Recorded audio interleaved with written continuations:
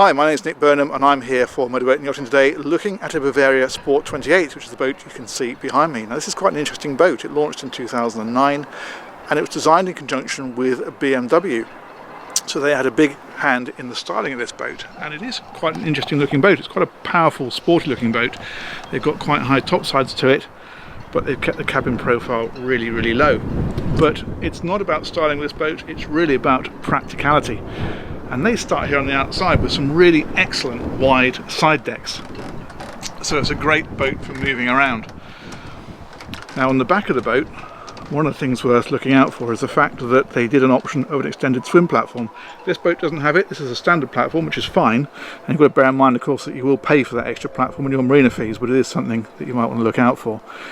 In terms of the layout itself, well, one of the things that's unusual for a boat of this size is it's got the sun pad on the back. Now the great thing about this is it has a massive storage area underneath it, so you can really get all your kit and clutter out of the way, and then the engine access is below that. Stepping onto the boat, those side decks again, really good access, and then there's a walkway through here to the main cockpit area. Now there's a couple of things worth mentioning here. One is this wet bar down here, which comes with a fridge, but there's an option of a barbecue underneath this section here.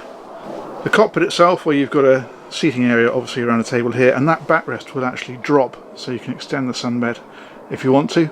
And then there's a neat radar arch here that has lighting built into it, which is quite a nice touch. And then finally you've got your helm up at the front just here. Now when this boat launched, the base engine was a Volvo Penta 5.7 litre GXI petrol engine. It was just over 300 horsepower. They also did twin engines in the petrols, and the biggest of those was the Volvo Penta 4.3 V6. A pair of those were pushing out 205 horsepower each, giving the boat about 37 knots. But what was very popular in this boat was the diesel engine configurations. You could have single or twin. If you opted for the single, it was a D4 in either 260 or 300 horsepower, and the twins were D3s, initially 160 and later 220s. The D4 260 is perhaps the most popular option, and with that engine she's pushing about 34 knots flat out. Now down here in the cabin, the layout is entirely conventional, and there's nothing wrong with that because it works really well in this size boat. So what you have is a big U-shaped dinette area here at the front, and there's a table that drops down so that you can turn this into a double bed. Back aft there's a separate mid-cabin, and that's got a double berth in. That's actually a pretty good size considering the size of this boat. The galley is over on the port side. Worth noting that the hob on here is ceramic as standard, which is great. There's no gas and it's very clean. But of course it will only work if you're connected to shore power. So if you want to be able to use the hob away from shore power, then there was an option of gas. Opposite the galley is the heads. Again, that's a nice size. And they finished this boat down here with a lot of wood. It looks really good down here, really good ambience.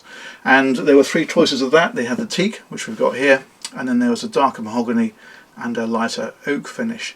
Now this boat ran to 2012, and then in 2013 the Sport 29 was launched. Now the Sport 29 was basically this boat again with a few cosmetic tweaks, but what is interesting is what happened in 2015, because in that year they brought out the Sport 30 alongside the 29, so both boats were offered from then on.